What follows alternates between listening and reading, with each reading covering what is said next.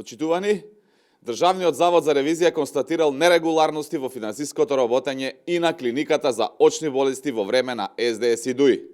Според ревизијата на Државниот завод за ревизија, на клиниката за 2022 година, по основ на неуплатена партиципација за лекување, буџетот на истата е оштетен за 3,9 милиони денари.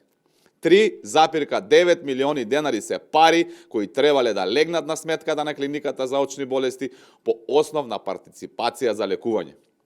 По детален увид во документацијата на клиниката од ДЗР се констатирало дека за 2,4 милиони денари со задоцнување се доставени потврди за ослободување од партиципација, но за истите не е доставена подкрепувачка документација.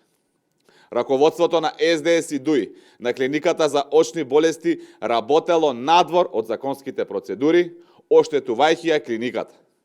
Ако знаеме дека за период од една година за која е правена ревизијата, буџетот на клиниката е оштетен за 3,9 милиони денари, тогаш што е направено за 7 години колку што СДС и ДУИ раководеле со истата?